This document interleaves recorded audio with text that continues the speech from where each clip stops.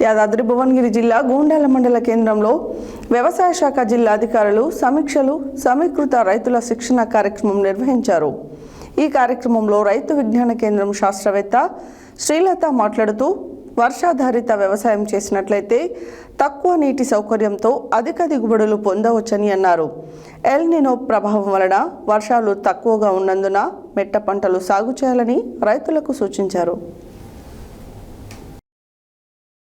యాదాద్రి భువనగిరి జిల్లా గుండాల మండల కేంద్రంలో వ్యవసాయ శాఖ జిల్లా అధికారులు సమీక్షలు సమీకృత రైతుల శిక్షణ కార్యక్రమం నిర్వహించారు.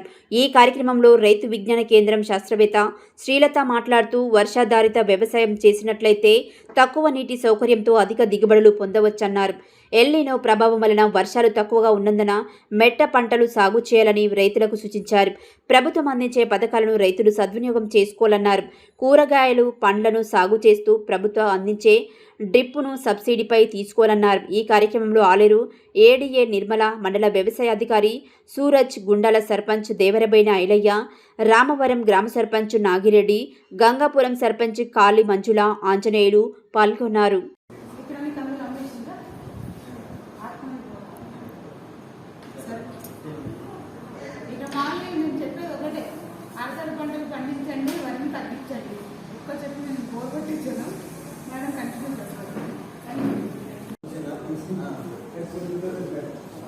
పెసర్లు వేసుకోండి. ఇనులు పెసర్లు కూడా డైలీ కాకపోతే జొన్నలు ఉడువలు కానీ ఏదో ఒకటి వేసుకోండి. ఖాళీ కూడా ఉంచుకోండి. ఎందుకంటే ఖాళీగా ఉంచితే ఈసారి మళ్ళీ గవర్నమెంట్ స్కీమ్ లింక్ చేస్తే ప్రాబ్లం అయ్యింది. 5 మంది అట్లాంటి స్కీమ్స్ లింక్ చేసినప్పుడు అట్లాంటి స్కీమ్స్ పట్టించకపోవచ్చు. కాబట్టి ఈసారి మళ్ళీ పంట నమోదు కూడా DCS ద్వారా చేస్తుంది. అంటే ఒక వాలంటీర్ మీ దగ్గరికి వస్తాడు, మీ పంట మీదకి వచ్చి ఫోటో తీసుకొని దాంట్లో అప్లోడ్ చేస్తాడు.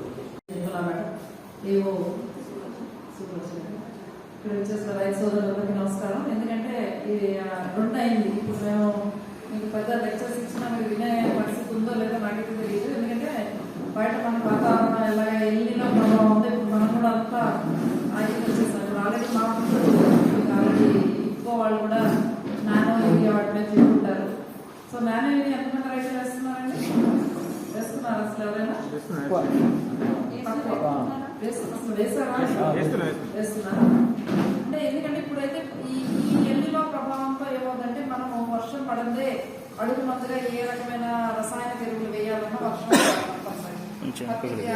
కందులు కానీ రామతడి పంటలకు కానీ వర్షం లేదే మీరు దయచేసి అడుగు మందుగా ఎరువులు వేయద్దు. అలాంటి పరిస్థితుల్లో తప్పనిసరిగా ఈ ద్రవ పదార్థాలైన nano urea nano DAP use చేయొచ్చు. లేదంటే 3-19, 3-17 అనేవి కూడా దొరుకుతాయి కాబట్టి అవి వేసుకోవడానికి ట్రై చేయండి. ఎందుకంటే మనకి ఇప్పటికే లేట్గా మనం విత్తనాలు పెట్టుకున్నాం. పత్తి కానీ పెట్టిన దగ్గర ఒక్కో దగ్గర వర్షాలు లేక ఎండిపోయి మళ్ళీ రైతులు 2వసారి కూడా పెట్టి పెట్టుబడి ఖర్చులు చాలానే అయి ఉంటాయి చాలా మంది రైతులకి.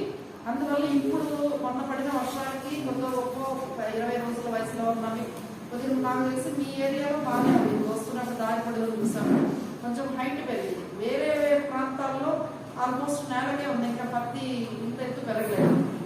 సో మీరు ఆల్మోస్ట్ ఇంకొక 10 రోజుల్లో పూత అనేది స్టార్ట్ అయ్యే దశలో కూడా కొన్ని ఫీల్డ్స్ కనబడుతున్నాయి.